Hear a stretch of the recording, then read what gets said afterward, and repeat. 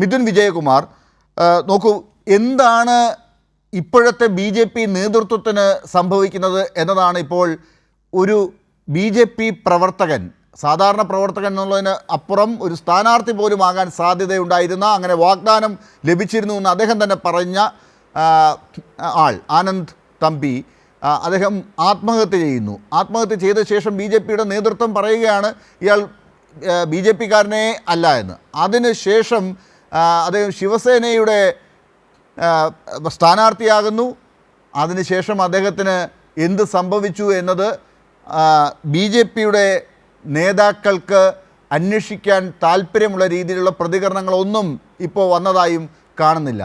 സ്വന്തം പ്രവർത്തകരെക്കുറിച്ച് വേണ്ട രീതിയിൽ സാധാരണ പ്രവർത്തകനോടൊപ്പം തോളോട് തോൾ ചേർന്ന് കൈയിട്ട് പ്രവർത്തിക്കുന്ന നേതൃത്വത്തിൻ്റെ അഭാവമാണ് BJPയിലുള്ളത് എന്ന് ഒരുപക്ഷെ അവരോടൊപ്പം പോലും നിൽക്കുന്ന മറ്റു പാർട്ടികളിൽപ്പെട്ടവർക്ക് പോലും തോന്നുന്ന സാഹചര്യം ഇപ്പോൾ പെരിങ്ങമലാജി പറഞ്ഞതിൽ നിന്ന് വ്യക്തമാണ്. BJPക്ക് അത്തരത്തിൽ ഒരു നേതൃത്വമാണ് ഇപ്പോഴുള്ളത് എന്ന്. എന്തുകൊണ്ടാണ് അങ്ങനെ സംഭവിക്കുന്നത്? നോക്കൂ ഡോക്ടർ ലാൽ, ഇതിൻ്റെ രാഷ്ട്രീയത്തിലേക്ക് വരുന്നതിന് മുമ്പ് ഒരു ജീവൻ നഷ്ടപ്പെട്ട് കഴിഞ്ഞാൽ ഞാൻ അതിൻ്റെ പൊളിറ്റിക്സിൻ്റെ അപ്പുറത്തേക്ക് അദ്ദേഹം ഏത് സാഹചര്യത്തിലൂടെ കടന്നുപോയി, അല്ലെങ്കിൽ എന്തായിരുന്നു ആ ഒരു മാനസിക സമ്മർദ്ദം ഉണ്ടാവാൻ കാരണം, ഇതെല്ലാം തീർച്ചയായിട്ടും അന്വേഷിക്കേണ്ട കാര്യമാണ്. അതിപ്പോൾ ഏത് സംഘടനയാണെങ്കിലും, അതിപ്പം BJP ആണോ CPM ആണോ കോൺഗ്രസ് ആണോ എന്നല്ല, ഓരോ പാർട്ടിക്കും അതിൻ്റെതായിട്ടുള്ള ഉത്തരവാദിത്തമുണ്ട്. പ്രത്യേകിച്ചും ഒരു സ്ഥാനാർത്ഥിയായി മത്സരിക്കാൻ സ്കോപ്പുള്ള ഒരാളായിരുന്നു അദ്ദേഹം എന്നാണ് ഞാൻ മനസ്സിലാക്കുന്നത്.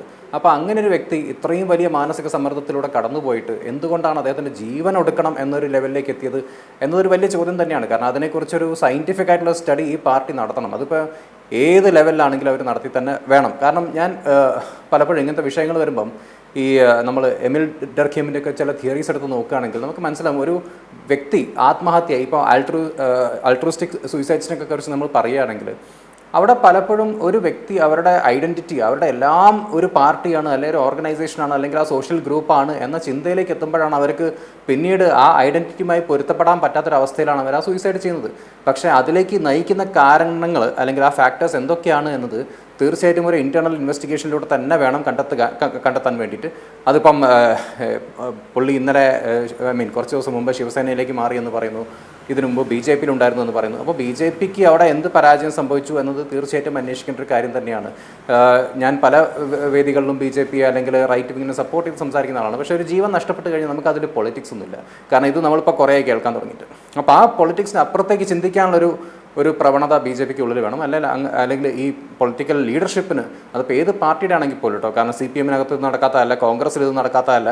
അപ്പം അങ്ങനത്തെ സൂയിസൈഡ്സ് നമ്മൾ എത്രയോ കേട്ടിട്ടുണ്ട്. ഇപ്പം വയനാടാണെങ്കിൽ കോൺഗ്രസിൻ്റെ മുമ്പ് ഒരു ട്രഷറർ ആത്മഹത്യ ചെയ്യുന്നു, പുള്ളിക്കാരൻ്റെ മകൻ ആത്മഹത്യ ചെയ്യുന്നു. പ്രിയങ്ക ഗാന്ധിയുമായിട്ട് അത്യാവശ്യം നല്ല ക്ലോസ്, എന്താ പറയുക, പ്രിയങ്ക ഗാന്ധി വന്ന് കണ്ട് ആശ്വസിപ്പിച്ച് എല്ലാ സഹായങ്ങളും നൽകും എന്നൊക്കെ പറഞ്ഞ ഒരു കുടുംബമാണ്. പിന്നീട് പുള്ളിക്കാരൻ്റെ എന്താ പറയുക ഡോട്ടർ ഇൻ ലോ അവരും ആത്മഹത്യയ്ക്ക് ശ്രമിക്കുന്നു. അപ്പോൾ അങ്ങനെയുള്ള സംഭവങ്ങൾ രാഷ്ട്രീയമായി നമ്മൾ കണക്ട് ചെയ്യാൻ നോക്കിക്കഴിഞ്ഞാൽ നമുക്ക് ഒരുപാട് കാരണങ്ങൾ പറഞ്ഞ് അങ്ങോട്ടും ഇങ്ങോട്ടും തർക്കിക്കാൻ നേരം ഉണ്ടാവുള്ളൂ. പക്ഷേ ഈ വിഷയത്തിൽ ഇതിൽ വേണ്ടത്ര ഒരു ഡെപ്തിൽ ഒരു ഇൻവെസ്റ്റിഗേഷൻ വേണമെന്നും ഈ പൊളിറ്റിക്കൽ ഓർഗനൈസേഷൻസുമായി കണക്റ്റായി നിൽക്കുന്ന ആളുകൾക്ക് വേണ്ട മെൻ്റൽ സപ്പോർട്ടും അല്ലെങ്കിൽ അവർക്ക് വേണ്ട മറ്റ് കാര്യങ്ങളും അതിനെക്കുറിച്ച് ചിന്തിക്കാൻ ആ പൊളിറ്റിക്കൽ ഓർഗനൈസേഷൻ തയ്യാറാവണമെന്നാണ് ഞാൻ പറഞ്ഞത്. കാരണം ഇപ്പോൾ ഒരു കോർപ്പറേറ്റ് ഓർഗനൈസേഷൻ ആണെങ്കിൽ അവിടുത്തെ എംപ്ലോയീസിന് ഒരു വർക്ക് ലൈഫ് ബാലൻസ് ഉണ്ടെന്ന് അവർ ഉറപ്പുവരുത്തുന്നുണ്ട്, ഒരു ഫിനാൻഷ്യൽ സ്റ്റെബിലിറ്റി ഉണ്ടെന്ന് അവർ ഉറപ്പുവരുത്തുന്നുണ്ട്.